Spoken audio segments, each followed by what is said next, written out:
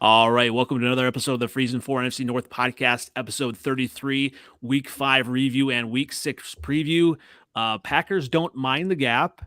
Vikings tear the game away from the Bears, and the Lions are tamed. How's it going, everybody?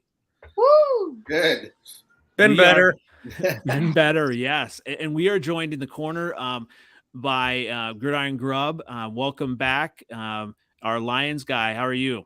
I'm good. I'm glad to be back. Dealing with all the hurricane stuff down here in Florida, so definitely stay glad safe. to be back on.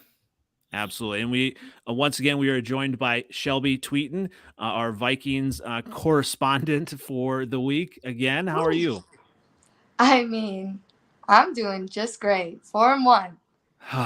You stole that from me. Stole the victory from me. But that is all right. That is all right. I told you it was gonna be a ball game. I thought it was going to be a blowout. You know what? We'll kind of get into that a little bit later. I saw a lot of good things from the Bears, so I'm all about moral victories this year, and I'm thinking we're probably going to be 17-0 on moral victories, which is exciting for me to be in the moral Super Bowl.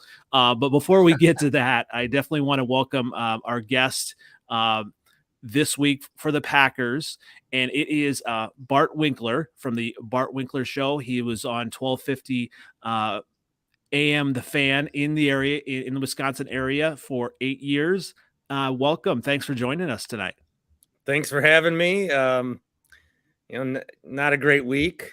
At least after the Packers lost, there was still a full day of football. So that was good. And then I found myself, like, I don't know about, you guys, you all have your respective teams that you like. I mean, Bears, but there are no games that I hate watching more than NFC North teams playing each other if the Packers aren't in it. I hate watching the Bears and Vikings play, and I hate it. I see them enough in the regular season. I don't want to see them again. So I'm watching Vikings Bears. Here I'm rooting for the Bears, and it looks like they're going to win. And then dude's not going out of bounds, and then he fumbles. And I feel I'm already at the point of the season where I'm rooting for the Bears. Disgusting. Bart, I think I'm going to actually put that in a promo over and over again for you. Oh, thank you. Yeah, thank you. Well, let's just go ahead and go to my most exciting game of the weekend, the one I got most excited to watch on Sunday morning, bright and early. Packers fall flat in London versus surprising Giants. What were your takeaways from that game, other than maybe feeling a little woozy and wanting to puke from that game? What were your thoughts on that, Bart? I never had a doubt that they were going to win. I thought this was going to be a win the entire time. I thought there's no way the Packers are going to London and lose. The Packers treated it as if it was like the greatest week ever. Everyone but LaFleur for some reason. LaFleur, he hates traveling. They talk when they go to San Francisco. Now they go to London. When they go like down to Florida, he complains about traveling as if he's the one making the arrangements and booking the hotels and packing the bags. It's ridiculous. So I didn't like that. But they get into the game. It's 17-3. And I'm watching the game with my mother-in-law, actually, and she's like, freaking out on every play. And I said, I'm telling you, there is no conceivable way that they lose this game. It can get as close as they will not lose this football game. And then finally the Giants take a lead. And I thought, I might have been wrong about all that. So I just thought it was a game where the Packers, they had a very good first half. They're up 17-3.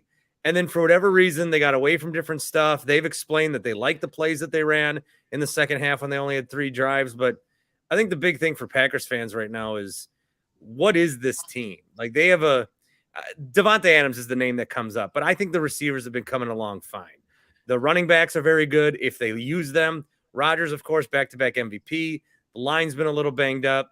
The defense, I think on paper, you look at the defense, it's like, oh my God, they're all on one team. And then they've seemingly found the one coordinator that doesn't know how to use them correctly.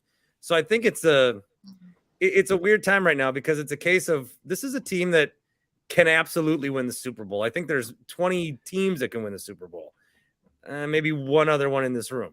But there's 20 teams that can win the Super Bowl.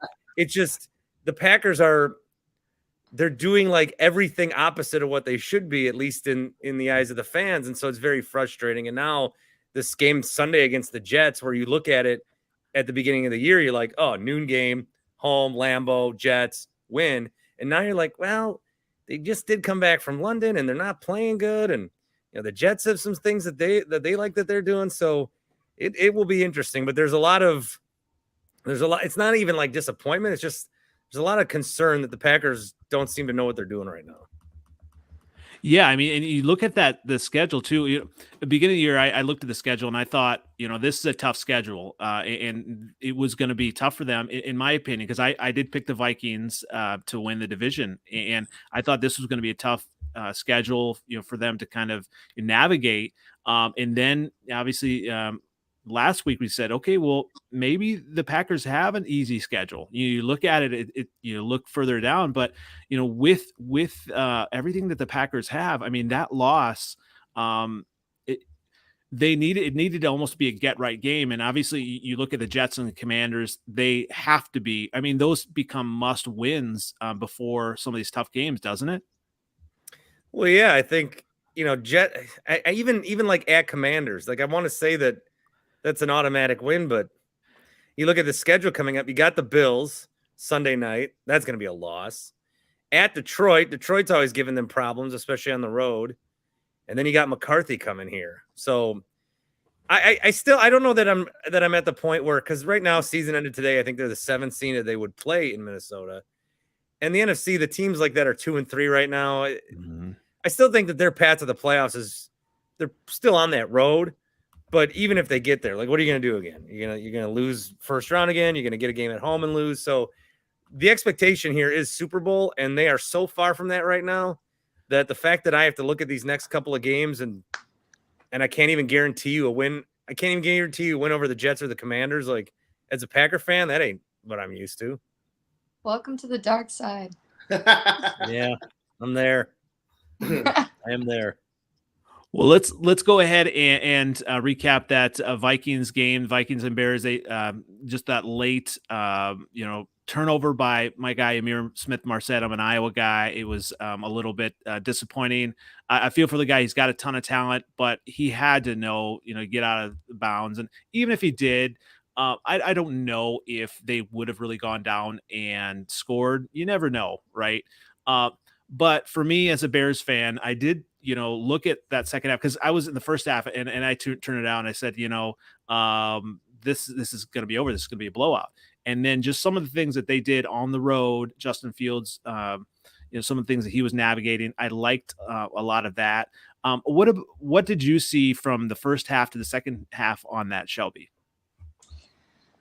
Well, the first half, I was getting way too comfortable. To the point that usually I'm very focused and I don't really let people talk to me, but I'm like chatting it up, talking, catching up with my friend. And then it got to the second that I saw that Kirk was 17 for 17, I kind of started being like, this is looking a little too good to be true. And then, we're up 21-3. It's very similar to the Packers, where I'm just like, okay, wow, like, this is great. What could really, it's Justin Fields, it's the Bears, like, they can play, but can they really come back from that?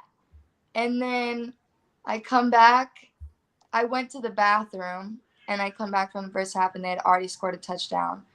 And I sat down, and then I was like, okay, don't speak to me, and the anxiety started hitting in. And it wouldn't be a Vikings game if I didn't feel like I needed to throw up in the fourth quarter. But for me, it's just like, it's like what I said last week.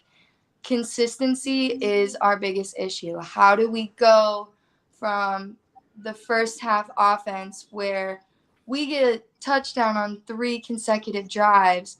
We have the ball it was 85% of the first half. And then you go into the third quarter, and that's been a struggle for us for the past couple of years. We are the worst team in the third quarter. I don't know.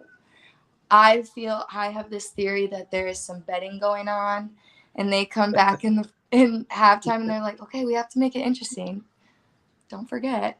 Because then the fourth quarter, if there was betting going on, it would explain a lot of what's been happening in the NFL this year. Oh, It has been the weirdest, like, I mean, and you can go into like the Chiefs game on Monday. Like, there's just some things where I'm like, they just don't make sense. Like, how can it flip so drastically? And then, the fourth quarter, this was a long rant, but what has made me happy is that last year we would have lost all of these games. This year, we actually are. Kirk has had 3 game-winning drives in a row, and they're actually meaning something because when the defense gets the ball back, they're making big plays. Cam Dantzler stripped that ball just like we had the interception in the Lions game. Like, there's very positive things about the game, and I think it was fun to watch. But also, I just want everything to click, and I want that third quarter just out. We would have no more close games if it weren't for how we play in the third quarter. I just don't get it. How did you feel about it? I was conflicted by the game, right? I have Justin Jefferson in all my fantasy teams, and I want him to do well. And when they were coming back, I'm like, okay, maybe we have something. Not this year, but we've got something if they win. But it's kind of like, as a fan, yeah, I want them to win. But then, like, and maybe the Packers get this sometimes too. Like, if you win, you get a false sense of confidence. Like, and I went to that Texans game, and the Bears somehow beat the Texans, right? And then you get this false sense of security, thinking, okay, well, maybe we're better than we are. We're not, and we're a lot of pieces away. And so I was conflicted. Fantasy football, but then even that as well.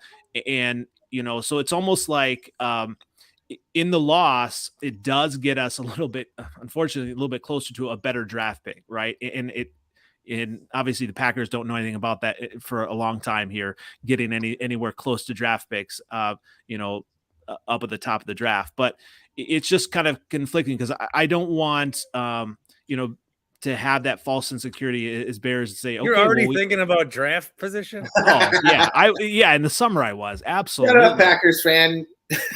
Absolutely. You could have been 3-2. Well, it would have been a hollow, which doesn't say much in NFC North, but it would have been a hollow 3-2, right? I mean, because with 3-2. Yeah, but what does everyone see?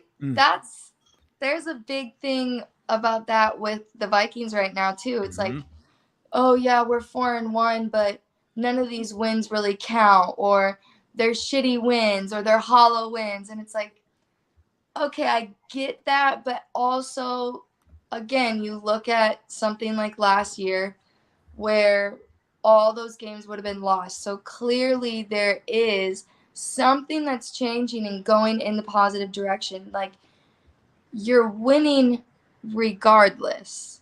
Like, I don't care if you win every game close, including the Super Bowl. You still won the Super Bowl. Does that mean that the whole year is just like you shouldn't have won? So I think you got to take it where you can get it.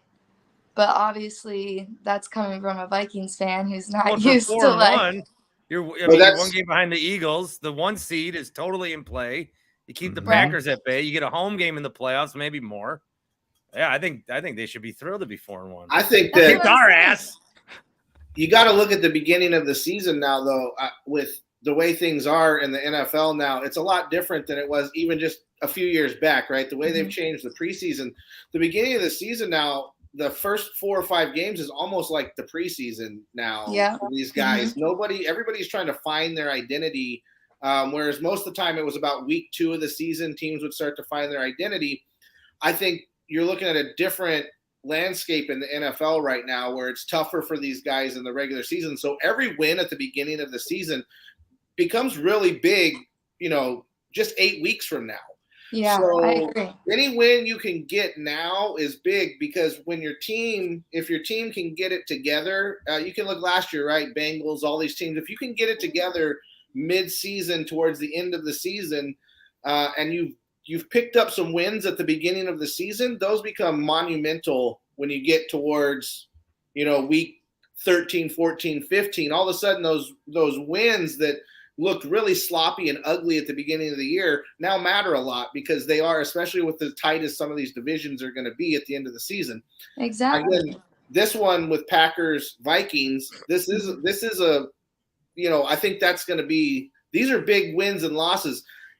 That's why, looking at the Giants loss or Giants win over the Packers it can become monumental at the end of the season when it's Vikings Packers getting towards that, right. That last week there where they're playing the last 2 weeks there where they're playing each other, that can be a bigger game just because of what transpired this week, which it doesn't seem that big, but it can be. For sure. That's what I wondered about, obviously when you talk about the Packers and the Vikings, they're just on a different level than my Bears right now. When you look at, what's happening in some of these games though, does that, with the Packers, does that worry you at all that maybe the Packers aren't able to put a full 4-quarter game together? And then also you, Shelby, as well. Well, for the Packers, even if they're lucky to be 3-2, I think, because they could have lost that game against New England. And then you lose back-to-back against Bailey Zappi and Daniel Jones, which, okay, but this is a team that spent first-round picks on draft picks defensively for the last 7, 8, 30 years.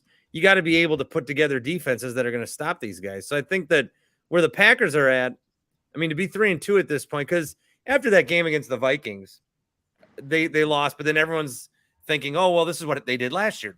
To your point, they lose week 1 preseason. Well, now they won 7 in a row. And this year you looked at the schedule and thought, well, they can do the same thing. They did not do the same thing. Now they've lost and they've looked really bad doing it. This does not look anything, like I said, it's about a Super Bowl. And this doesn't look like anything like a team that's going to win a Super Bowl. And if they get bogged down into jockeying for the 7 or 6 seed, I mean, I know that in 2010 they were the 6th seed and had this historic run and they were road warriors and all that, but that's just not going to happen with some of these teams. And then especially if you get to the Super Bowl, the AFC is so good. So they have not been playing good. To be 3-2, all right. But that's why, I felt like when the Bears were almost coming back against the Vikings in week 5, I felt like I cared about that a little too much. Like, it's week 5, but I really needed the Bears to win. I didn't care that the Bears were going to be 3-2. Sorry. I just didn't want the Vikings to be 4-1. So yeah, they do need to play better. They have not. They're, to be 3-2 is fine. We'll see what happens against the Jets. If they lose to the Jets, then God, I mean, everything's going to go haywire. Well, speaking of things going to haywire, I've been on the Lions bandwagon, with what they've done offensively, but obviously their offense was anything but offensive this week. So, Grubb, what do you got? From that game, what do you see maybe going forward that into the bye that there's some positives? Well, to me, I mean, positive wise, I don't know. We talked about this going into the season. I've said it a bunch that this offense was going to run through Swift. If you don't have a Swift or a healthy Swift, this team is going to struggle. And if you don't have a healthy Swift or a healthy Amon-Ra St. Brown, this offense isn't. I mean, Jared Goff is not he's just not the guy who's going to be able to put the team on his shoulders. This week, I figured, especially being a beat up team. Belichick already has Goff's number. He's proved it in a Super Bowl. The sad thing to me was the Lions, they're lying.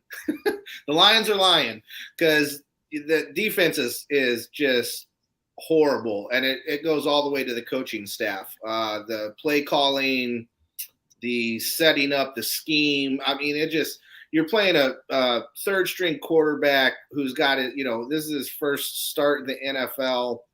And, they just look, you got to make that guy beat you. And they didn't even scheme for that, right? They just got, we've talked about this whole division sucks at run defense. But the Lions are probably the worst in the division. So that's really bad because all they had to do was shut down the run of the Patriots early in that game and force a young kid who hasn't been in the NFL to beat you. And they didn't do that. They didn't even scheme for it. And so to me, it's been an upsetting week as far as looking at that as a fan going, man, really? Like, this is what it looked like? Like, I didn't expect to score a lot of – nobody – look, you go there, you don't expect to score a lot of points against Belichick there, right? Okay, so nobody does. It doesn't matter what team you are. You're not going to go in there and score 30 or 40 points.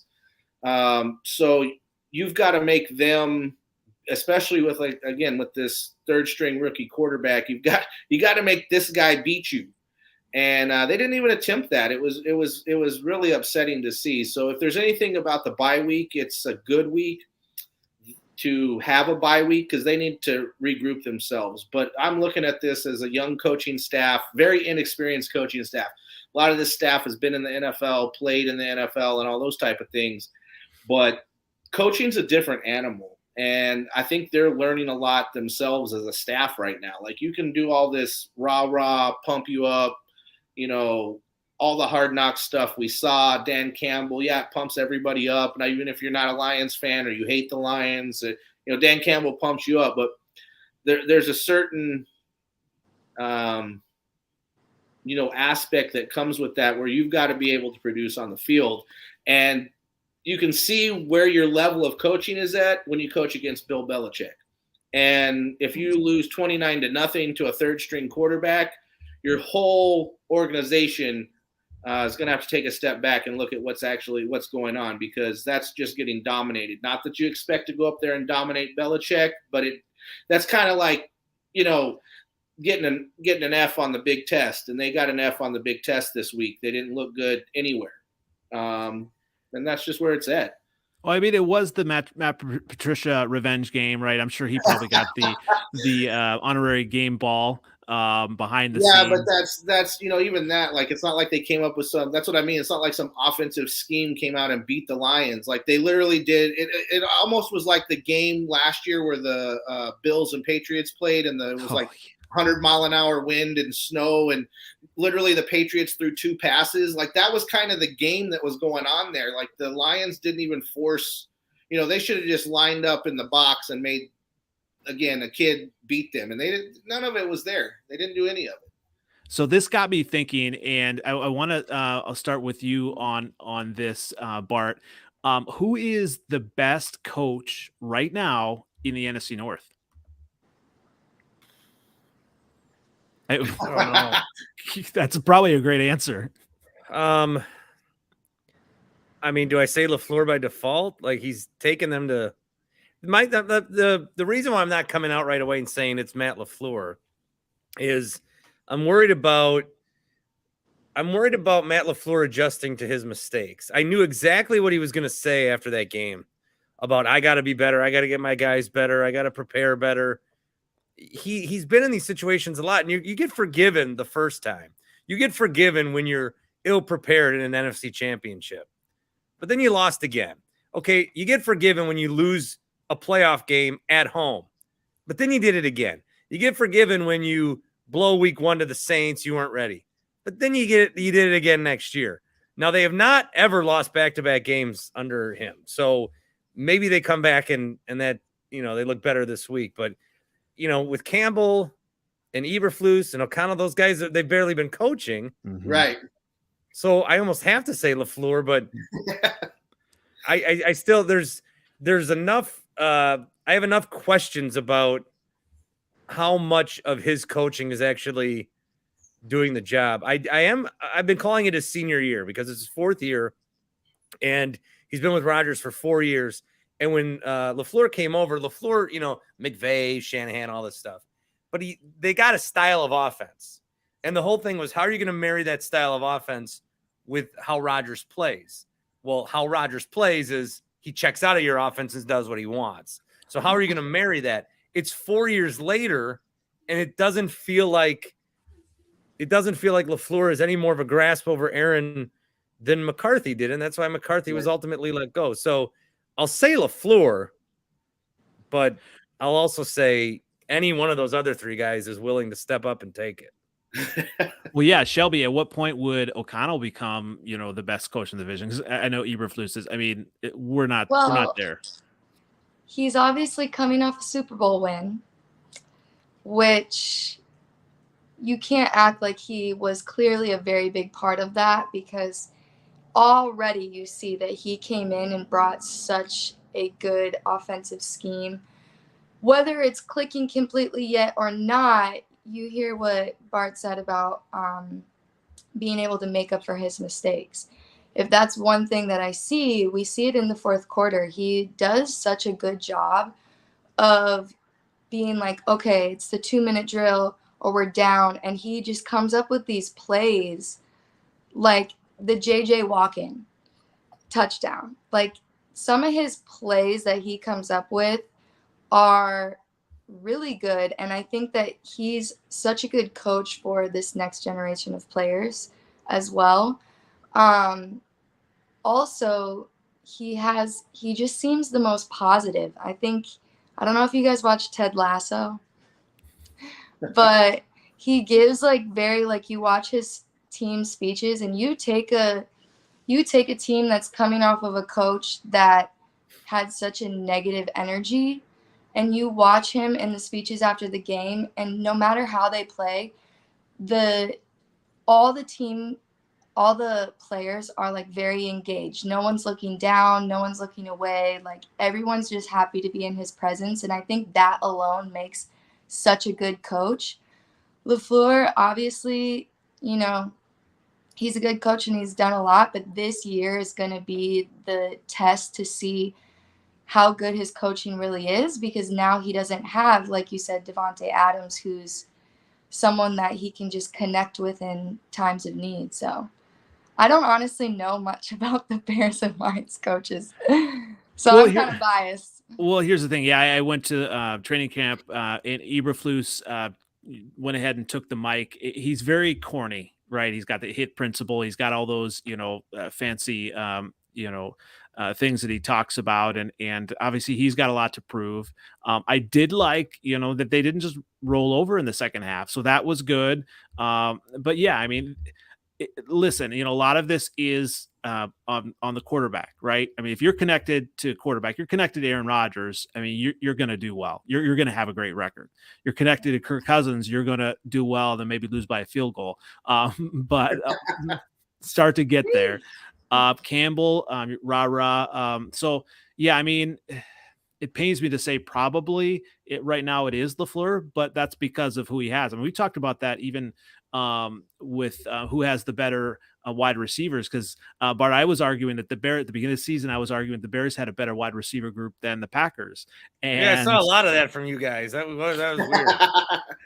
But because I was high on Mooney, and obviously now that Mooney one-handed catch that was good, but he did actually, come out and say that he was in last year's playbook. He hasn't been where Justin's needed him to be. So like something's kind of, up with him, and he's maybe not a number one. And the Packers, you're kind of seeing some different things from, Romeo Doubs and obviously, some of the tried and true ones there as well. But when you look at, coach, it is kind of married to Rodgers, so that'll be interesting. Bart, do you think that once Rodgers retires, do you think LaFleur will kind of continue to get another contract and kind of keep going? Well, one of the things I've been wondering is, to that senior year point I made, why does LaFleur, it's still to me, and again on the outside watching these games, but it still seems to me like LaFleur is scared to get on Rodgers' bad side, but LaFleur's the coach.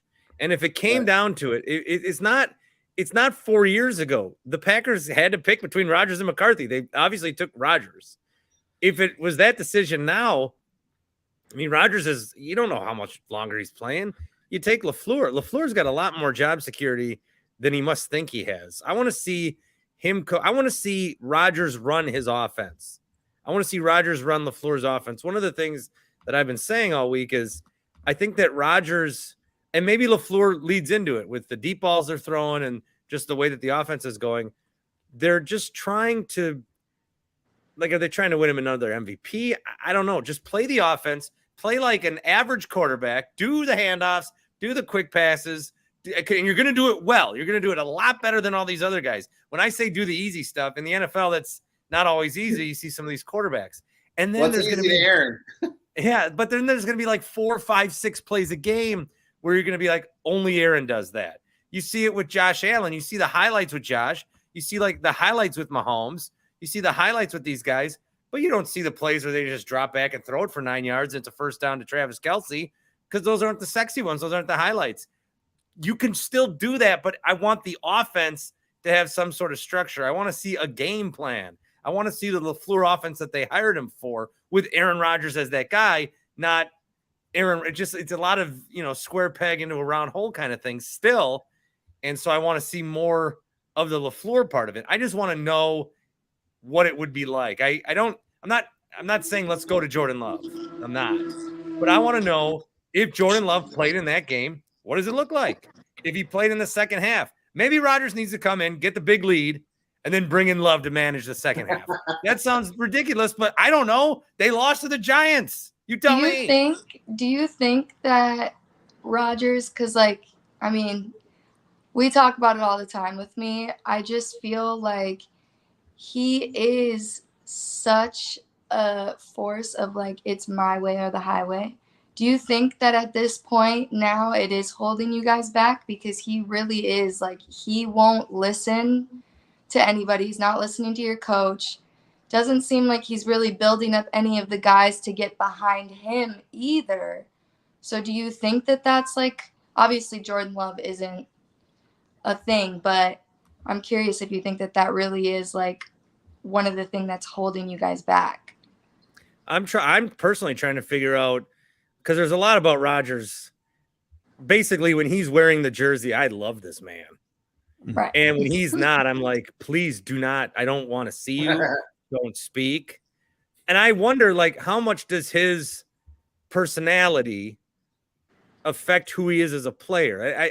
I wonder how much that happens. After the game right away, I got so mad about this, where he was talking about, I guess someone asked Jair Alexander, are you worried?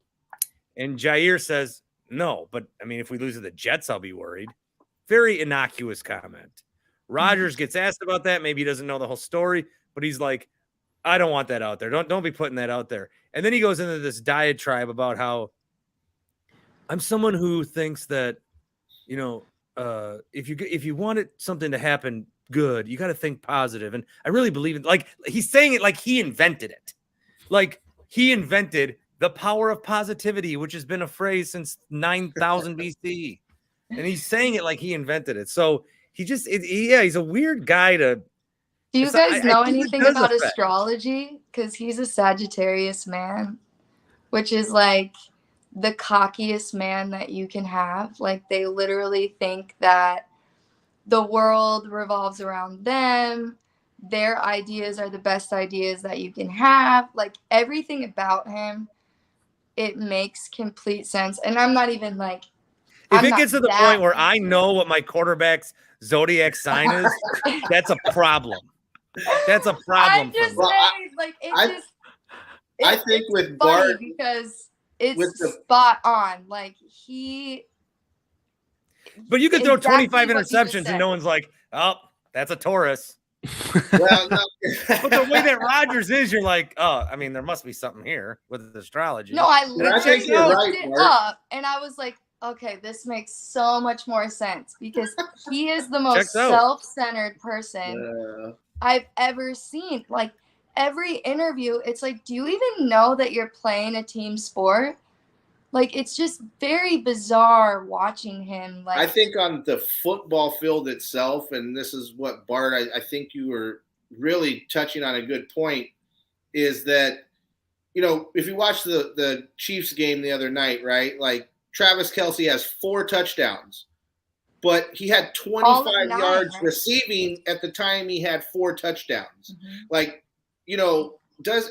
Will Aaron Rodgers, produce a receiver that has 25 yards and 4 touchdowns? It's will he work the ball down the field, right? So Travis Kelce at the time had 7 catches for 4 touchdowns and 25 yards. Those other 3 catches, 2 of them were first downs, and they were only 3 or 4 yard or 5 yard gains. And he's not, Mahomes, it took him last year. Teams started doing that, and the Chiefs struggled real early in the season.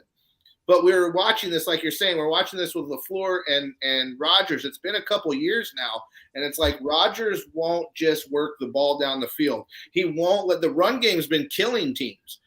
When they line up both running backs, they line up in the shotgun and they put Dillon on the left and Jones on the right. Like, it's been killing teams, and they motion one guy out. Like, they were really, in some of the games where they actually had some drives that they used that, they were really, really, really good drives. And it's like Rodgers won't stick to that for an and entire I don't know. See, I don't know quarter. how much of that. I don't know how much of that is Rodgers, but Right. I don't know how much of that is LaFleur. Right. But I don't Right, know but I'm how saying much if it- LaFleur's. I don't know how much LaFleur's decision is impacted by like the way he feels about Right. Rodgers. It's just they're not playing the best that they should be playing. Case in Right. point, the Packers have been treating Aaron Jones like he's a secret for Right. 4 years. Aaron Right. Jones should be one of the best players in football. They never Right. use this guy. Right. So yeah, he has a chance this week to actually catch Paul Hornung on the all-time career rushing attempts list. He's only like 10 behind, so he's got that. So when you guys were talking, right on 2 years ago, he they should never have. run him. So when you guys were talking, one of my favorite movies of all time is Days of Thunder. Right? I feel like LaFleur and Rodgers need a Days of Thunder moment. Where Tom Cruise, Cole Trickle, his coach, they're like, he's like, I'm gonna, he races around the track and the tires are just like beat to hell, right? And then his coach, Robert Duvall, says, all right, I want you to one time race around the track the way I tell you, and then he does it, right? And then it's just amazing, and then that kind of clicks. So as a Bears fan, I don't want that to happen, but I feel like they need that to happen. Be like, okay, let's just trust each other, and because really, when you think of the talent that Rodgers has, Even this way that we're saying doesn't work, look how far they've gone. Right. that's true. But they're not getting as far as they should. So yeah, figure this thing out, man. But to me, it goes into the reason they haven't gotten as far, just because they don't. So there's the kicking the field goal when Rodgers should have been out there on fourth down. You put the ball in his hand, right? That's where this whole trust thing started years ago in the championship game. He kicked the field goal. He didn't let Rodgers go for it on fourth down, and that's where I think a lot of this started, because I think that season, I think they did click. And I think once that moment happened, all of a sudden Rodgers was off in the offseason. There was trouble started. And I think from that moment, there was just something there that's been missing, that they won't kind of trust each other's opinions of the game. It's weird. And it really is for a head coach and a quarterback to be that way. But I think from that moment, because that season, until that moment, they were having a really special season. And I think that just kind of changed something. And that's what we're looking at now, is kind of the ripple effect from just that moment. And it's almost like, Adam is saying, is like, we need to sit down. They need to sit in a room and go, look, man, that was years ago. I screwed up. I should have put they need to have maybe a man-to-man talk and get address it. Yeah. I mean, I hope they don't. As a Bears fan, in the division, I'm good. We hope they don't. Me But too. keep going the way you're going. Let's do it, yeah. That's a great plan. Yeah. Well, let's move on to this week's games. Obviously, the Bears are on Thursday and versus the Commanders. I look at this game, and at the beginning of the year, I thought, that's a must-win, or not a must-win. I thought it was kind of a chalk it up as a W. I'm not so sure now. It is at home. The short week, that's going to be tough. And then just some keys here, stopping the linebackers and really, the Commanders, I almost said the other name, right? They lead the NFL in knockdowns, and their seventh was 14 sacks. And so with this game, I don't know. We'll see what we have with the offensive line with the Bears.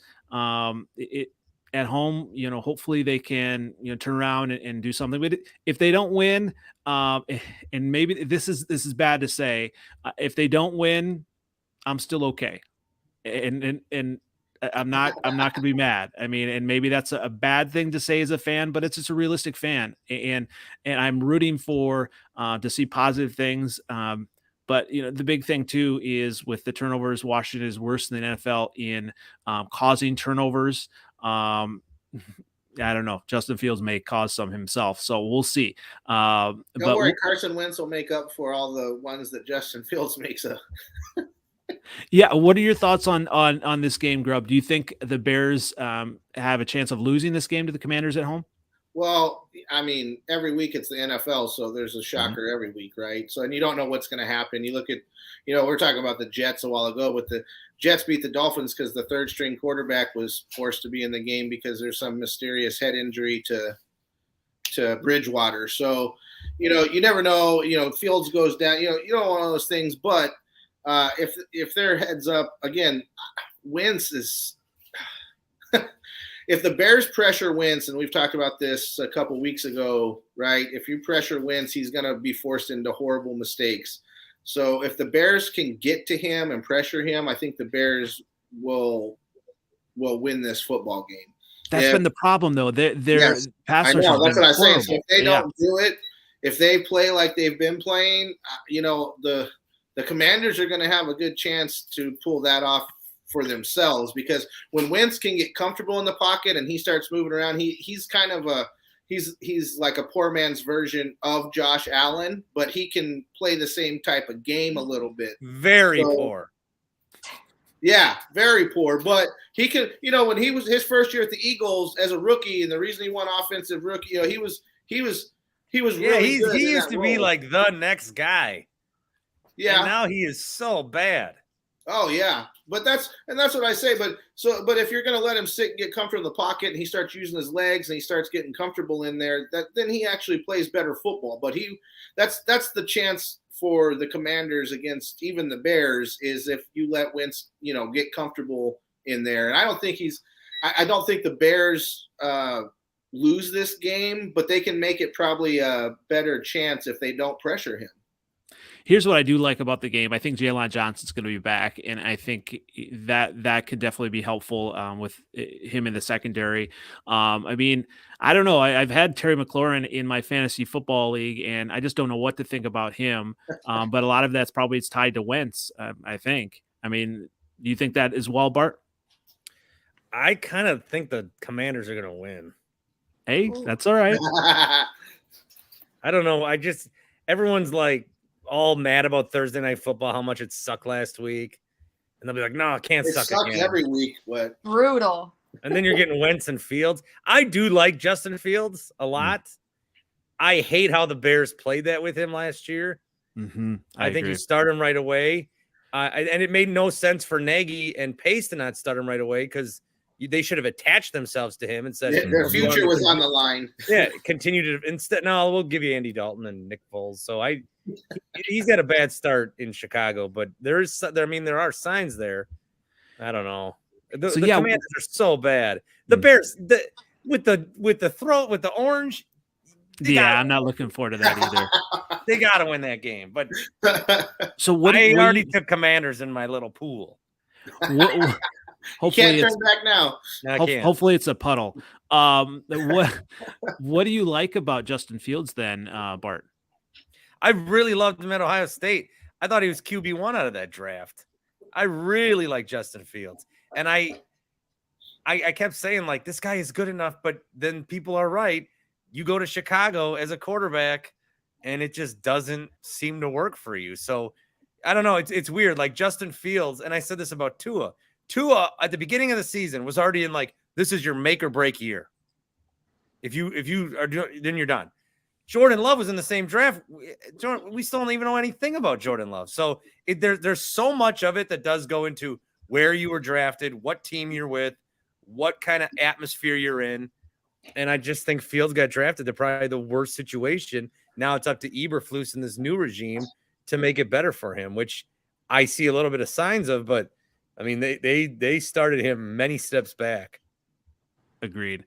What do you think, Shelby? Do you think the Commanders are going to beat the Bears this week? I think it's going to be a good game. Coming back to Justin Fields, I think that I saw some really good things last Sunday. I didn't like to see them, but it definitely was a game that I saw that he has the potential to make plays and, do the things that he needs to do. obviously, as Vikings people, there was so many people that wanted him over Jefferson. And I'm very happy that that was not the case.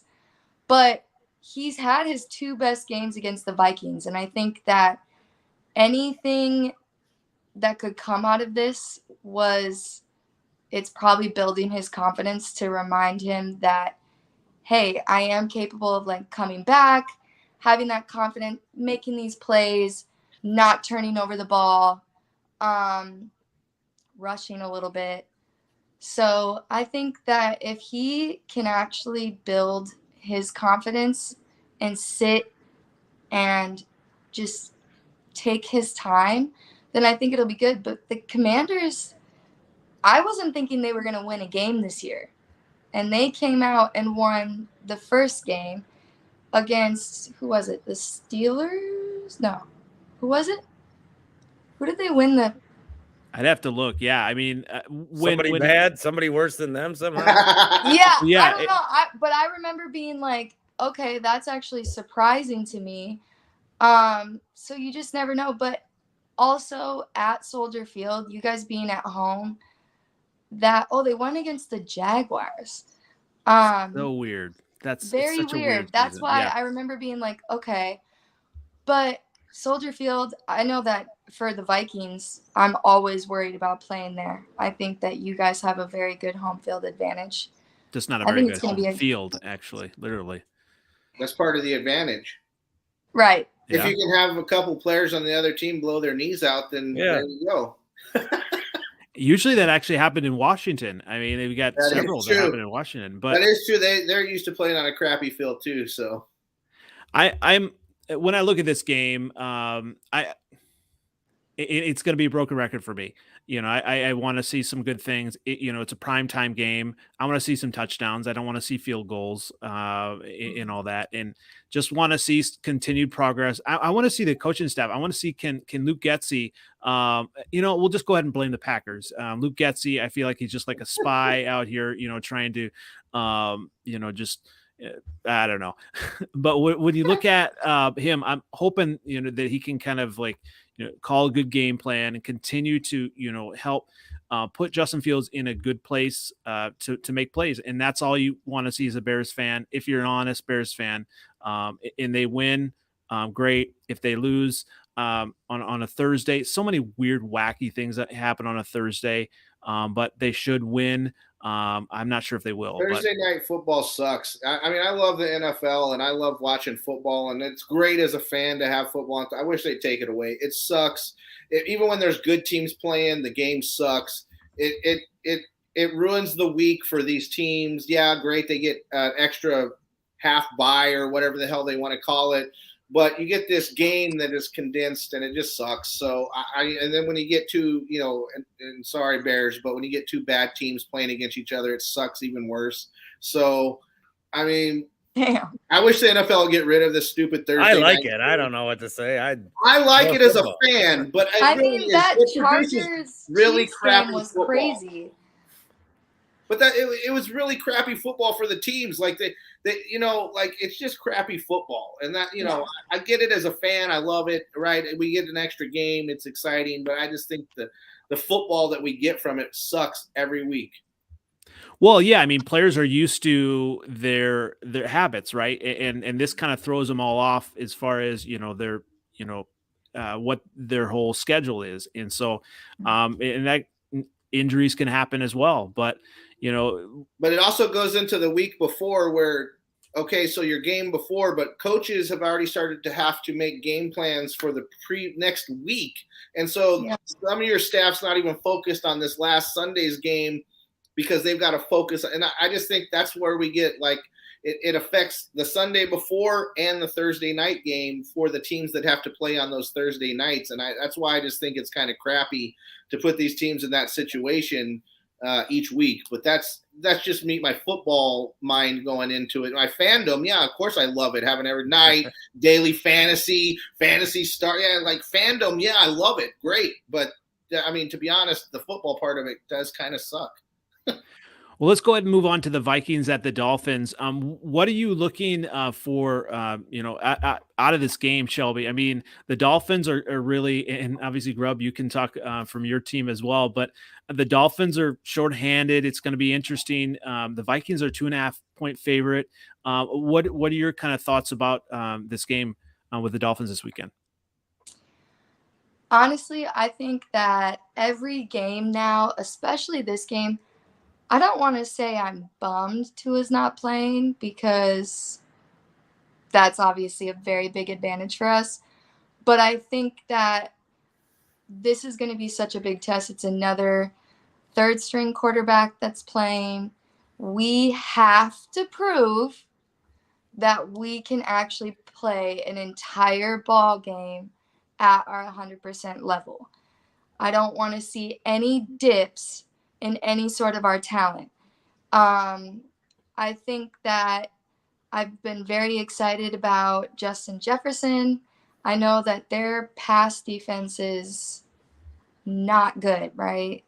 So. And Xavier Howard, I believe, is questionable. At this point, I'm sure he'll probably play, but I don't even know if he's been playing all that well this year. Well, Yeah, he's had a hamstring injury since week 1, so. Okay, yeah. I just want Justin to continue to have a good game. I really want us to utilize Thielen. I don't know why. I mean, I know why because we haven't really had to, but haven't really seen much of Osborne or Thielen in the last couple games. Those are two big people that we could have been using when we had that little lull. But the main thing for me is going to be our defense because Tyreek Hill, it doesn't really matter. If he's playing, he makes plays. Like, he's always kind of a little threat no matter what.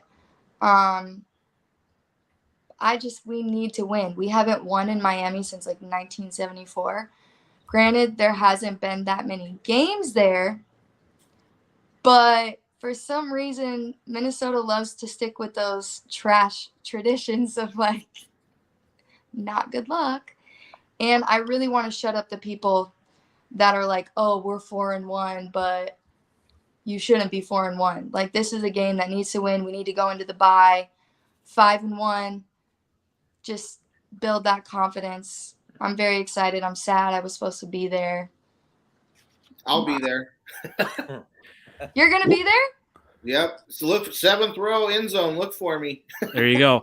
Well, this could be an interesting game too, especially with the Dolphins. I don't know if you saw at the motivation, the Dolphins captains did remove the ping pong table from the locker room. So that always kind of will get a team over the hump, I think, as well.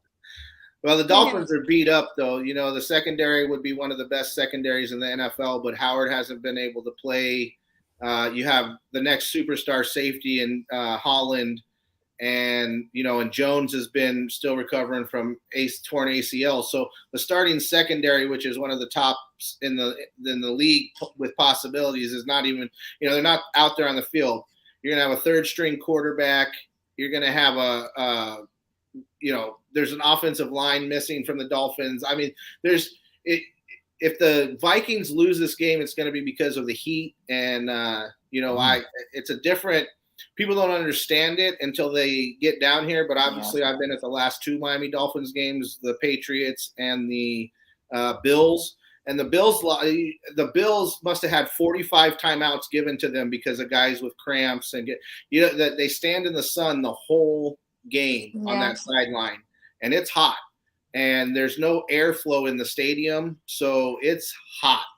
It's supposed to be like 85, I think. Yeah, which is a nice temperature, it sounds like, but it's, dude, when you stand in that stadium, there's no air, and the away team is over there, so it can get to teams, but there's no reason the Vikings should lose this game if they are the team that they are. With the Dolphins as beat up as they are, no way.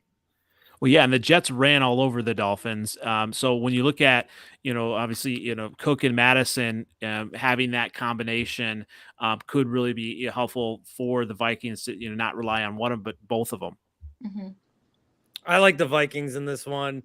I think the heat is a big concern, but with how banged up the Dolphins are and with how well the Vikings have been playing. And I think defensively, with them starting a third stringer, we don't even get the Teddy revenge game, which is a bummer. No. But I think that a healthy Now we dose get of random head calls. a healthy dose of Jefferson and just run Cook and run those guys. I like the Vikings to win. Woo! Yeah, well, speaking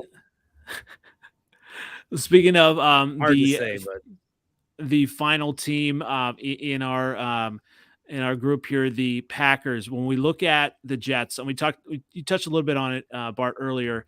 Obviously, here's some notes. Aaron Jones could pass Paul Hornung on the all-time career rushing attempts list, and you said it probably will happen this game. 10 carries with this coach. I mean, you would hope so. I do think they come and focus. I think they know. I mean, everything that has been said, they know. They're well aware. The league is well aware of what the Packers need to do. Just hand the ball off to your two guys. Let Aaron make plays when it's time to make plays. Now, Robert Saleh, Jets coach, Matt LaFleur, best man. Saleh was LaFleur's best man, and his brother's on the staff with the Jets. So, like, the whole LaFleur family's in town. I don't know what that does to distract LaFleur, who tries to keep distractions away, but always seems to complain about the distractions. Breece Hall's been amazing.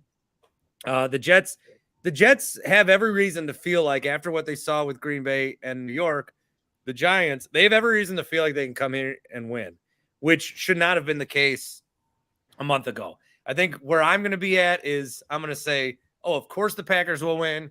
I'll then, as we get closer, talk myself into we might lose this game. Then Sunday morning, I'll start to think, we'll probably win by a few points. And then when they come out, the Packers are wearing their throwbacks, and they've always done well in them, at least anecdotally. So then I'll be like, we'll win this game by like 13. I do think the Packers will win. I don't know if it's going to be by 1 or 20. I'm not to the point yet where noon game at home, their only noon home game of the year against the Jets. If you're not going to win this game, then again, the whole season takes a different direction. So maybe it's more hope. And I always try to think, like, if I wasn't a Packer fan, if I was not even an NFC North fan, if I was like just living in Arizona and I saw this game, what would I think? I would probably still take the Packers. So I'll ride with the Packers. I think we're giving the Jets way too much credit. Like, Yeah. I mean, I'm going to be honest. Okay, they were going against a third-string quarterback for the whole entire game. It was really 10 minutes left in the fourth quarter, and the Dolphins missed a field goal to go ahead 20-19, and that changed the whole game. And the Jets got a fumble on like the 10-yard line with like 5 minutes left in the game. The reason the score looked like it did was because of, but they couldn't really beat the Dolphins with a third-string quarterback without some things towards the end of the game that made that score. I think the Jets, you guys are giving way too much credit to them. I really do. I just think that it's not going to be, Skylar Thompson for the Dolphins is not Aaron Rodgers, and they really struggled against the Dolphins' third-string quarterback. The Dolphins were losing bad, and the third-string quarterback came in, and they should have had the lead in the fourth quarter. So to me, like, I don't know. I think the Jets are getting too much credit here for beating a beat-up team barely and then kind of pulling away at the end. So I don't know. You guys are – I think the Jets are getting a little too much credit going into to face Aaron Rodgers, to be honest.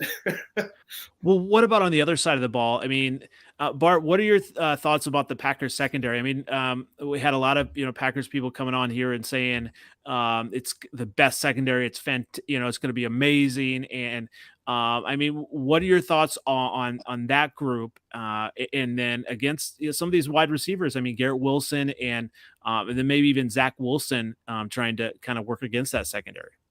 Well, to what you said earlier about the Bears could. What'd you say? The Bears could lose and you'd like still be okay with it, kind of? Yeah.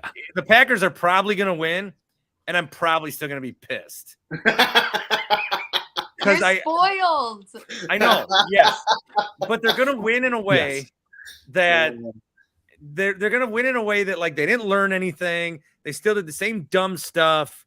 I need to see them come out there and have – I need a big Packer win. I need a nice, easy noon Sunday. I need a nice Packer win. The secondary, again, this defense, I mean, they got Jair Alexander. They got Rasul Douglas. They got Adrian Amos. They got Darnell Savage. Rashawn Gary's amazing. Preston Smith's very good. Kenny Clark, their rookie Quay Walker. They have names. They have been building for this defense for 5 years.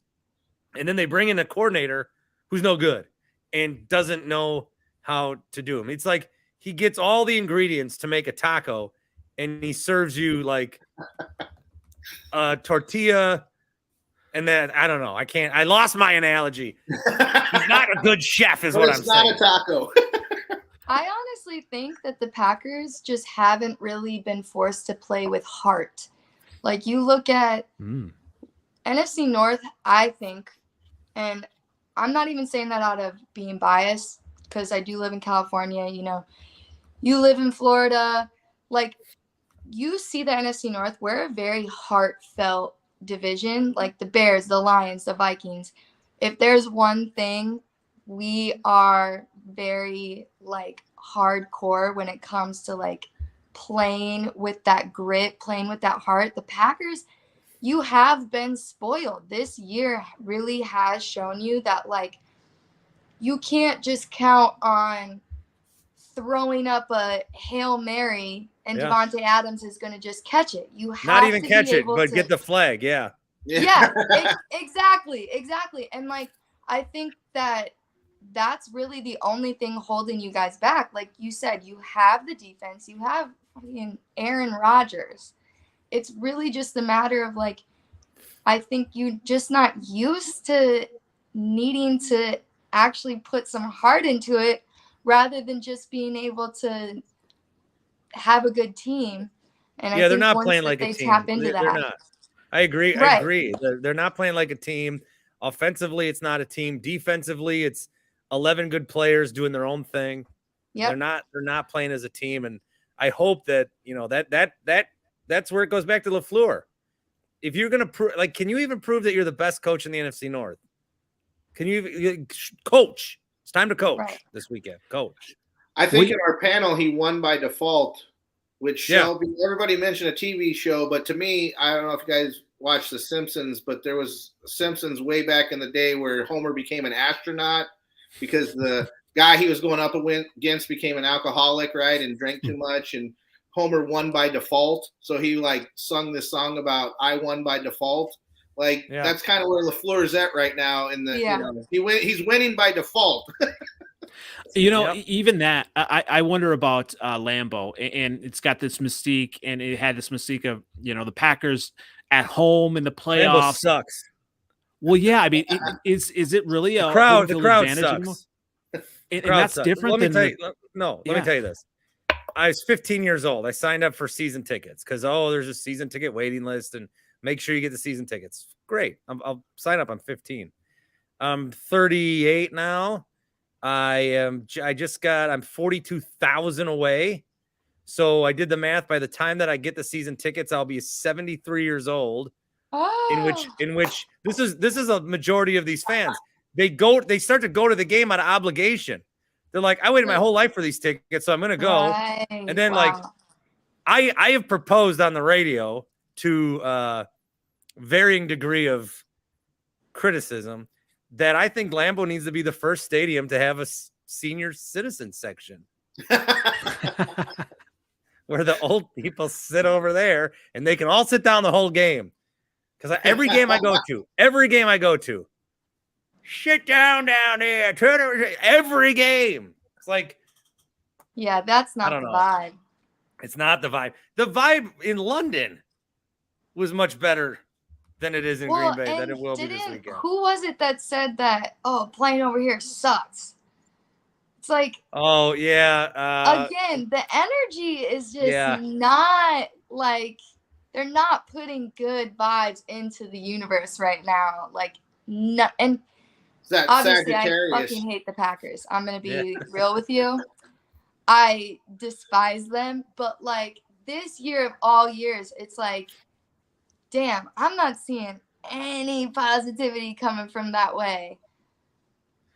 No, you're right. this kind of got me thinking. They had that show, Wife Swap or whatever. If you were to do a quarterback swap between the Vikings and the Packers, who would could Aaron Rodgers take the Vikings farther, and what would that look like? Are you asking me? Because yeah, that's because obviously you think Aaron Rodgers and you think, well, he's talented. One of he's the one best of the best quarterbacks of all time. But again, coming back to what I always say, there's almost every player I've talked to personally or like interviews, the Vikings is one of the most family-oriented teams. And that is the reason that they stick behind Cousins so much, because he is so selfless. He's so humble. He's so nothing's about him. I don't know if you guys saw, he was mic'd up when he did the QB sneak for the touchdown. And all he's saying is that was all you guys, even though he's the one that scored. I think that it would be very jarring for Rodgers to come in and be in a team like that where they all are very used to being more of a brotherhood rather than being told what to do. And watching Rodgers on the sidelines, if someone doesn't catch the ball, he's just sitting there mad. Where I think if Kirk Cousins came in and worked with LaFleur, that would be very interesting for me. I think that would be a better chance of maybe they worked together in Washington and Kirk played well. Yes, exactly. Mm-hmm. So I think that when you look at, having Justin Jefferson and Rodgers, you could say, I think that would be amazing. And Thielen. But I also, I know Thielen personally. He's not the type of guy to be super stoked on a guy who's forcing shit down his throat. And Jefferson seems like someone who he is very young, and he needs that boost. He needs that person that's more of a older brother rather than.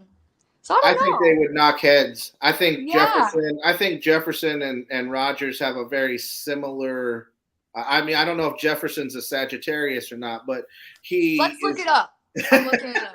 They definitely have a very cocky attitude, but that's that receiver part. I don't know. I think they would butt heads a lot. I don't know. That would be my guess, but I don't know. I think just like Bart said, Cousins worked with O'Connell, before, LaFleur before, yeah. And so I just think that I think that that's the type of quarterback he kind of needs in his offensive scheme. To be honest, the guy who we run the football, you throw to our possession receiver, and we hit the big play when we need it. And I don't know. I just think that would work out. I think well Rodgers, what you saw this summer in the last 2 summers, if Rodgers wanted a way out of here, there was a way out of here for him. Correct. He knows how good he has it in Green Bay. Correct. Well, and I've said this too. I've never seen anyone fight to play with Rodgers. Never. I have. Maybe Randall Cobb. Randall Cobb. Yeah. Yeah, I don't even really see players sticking up for him or that are super you see Jefferson and Thielen and all these players. A lot of times they're well, I wouldn't be here without Kirk. I wouldn't do this without there's just something about Rodgers, and yeah, you see him in the offseason, and it's Kirk, he didn't really practice much with his receivers in the offseason, but that was because he was with his family, and they were very accepting of that, where Rodgers is just So I don't know. Yeah. Well, even Rodgers and his own family don't get along. So that's what I'm saying. He has. Does he even have friends? Bakhtiari, they drive in the golf cart together. He's probably selling his family tickets for extra money on the side because he doesn't have anyone to come. It's like Talladega. I've always Wow. called Rodgers. I've always called him a personality chameleon, where I think that whoever he's with at the time, like so in relationships, he was with Danica, he acted a certain way. Olivia, Yeah. he was more like a nerd. Blue of Earth, he's more whatever. But then even when like Martellus Bennett came in, he was all into him. And then these different tight ends come in, or these different players come in, and then he gravitates. He attaches himself to a guy or a couple of guys. I think this is why it's so hard for me, because I always start to not talk about the football. I'm start to psychoanalyze this guy, but I think it affects the way that he plays. For sure. And so it's just a never-ending circle. Well, because and this is the last thing I'm gonna say on it. Because I could talk about this, but you think about it, and it does come down to a psychoanalyst of it, though, because how do you have someone who, hands down, like, he is the LeBron of quarterbacks, right? Where, like, talent-wise, statistically-wise, he should be stacked. So there has to be something outside of the football that is not clicking, because the fact that he hasn't won more than 2 playoff games in 10 plus years is crazy. So it's very interesting. Maybe we should get him in therapy, and I'm sure you guys could get a Super Bowl. Well, the narrative changes obviously with wins, right? We're not having this conversation if he's continued to win and all that. And right. And Bart, you might not like this. He's almost approaching Jay Cutler territory. Obviously, he's got the Super Bowl, but Jay Cutler didn't care. He's got that vibe. He doesn't care. That the cigarette. And Rodgers doesn't care, and he's almost preparing. He's been on so many different podcasts, like Smoking Cigars, and he's almost already preparing for his life outside of football, although he has this talent that he just has to use. And so it is interesting. You talk about him kind of forcing his way out. I mean, I wonder if, he does have it, well in Green Bay. Would he maybe for a year go somewhere else? I mean, next year or the year after that? So. I think it's like I think it's Green Bay and done. It's just a matter of how long can he hold the Packers hostage. Well, yeah, and kind of with that, you said even if they win, you'd be pissed off. What about maybe this game or the subsequent games would maybe not make you pissed off about this team and Aaron Rodgers? Just show me that they know how to use the guys that they have. Mm-hmm. Show me you can utilize Aaron Jones. Show me that you can utilize Rodgers to the best of his abilities. Yeah.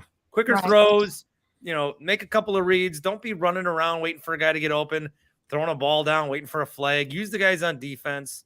Just show me that you're a team and I'll be fine. Yeah. Well, I definitely appreciate everyone coming. We could probably talk forever about NFC North, things. And this week, where can everyone find you, Shelby?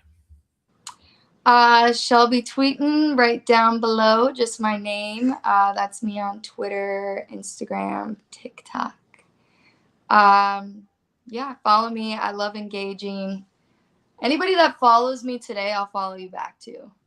Awesome. So I've not been following people back. Vikings Twitter is amazing, by the way. It's just I sit there with popcorn. So it's something. Win or lose, whether you get Harbaugh or not, it's just amazing. And definitely appreciate you joining us. Bart, where can everyone find you again? Bart Winkler Show podcast, Spotify, Apple, blah, blah, blah. Like and subscribe. You can follow me at Winks Thinks or at Bart Winkler Show. Definitely do that. And you as well, Grubb, where can we find you in subsequent days and weeks and months? Most likely here on Wednesdays, although I've been hit or miss lately, but I've been through some hurricane stuff down here. Nothing damaging to me or nothing, but just a lot of work that was going on. But at Gridiron Grubb on Twitter, you can find, if I do bust out my podcast again this season, it'll be YouTube, Spotify, Apple Podcast, all those type things. Just like Bart said, blah, blah, blah. Find Yeah. Wherever you get your podcast. Wherever the hell you listen to things, I'll try to be there and shove my face into your world for 5 minutes on your drive to work. Yep. Thanks again. Once again, I am NFL Outdated. Like, subscribe, comment, especially on all of our coaching topics. It'll be interesting to see what everyone thinks. Who is the, rather than the default, who is the definitive best coach in the NFC North? That would be an interesting topic. I think I'll probably tweet that out if someone doesn't beat me to it. But once again, this has been the Freezin for NFC North Podcast, episode 33. Thanks again, everyone, for joining us, and we'll catch you next week. Skol Vikings.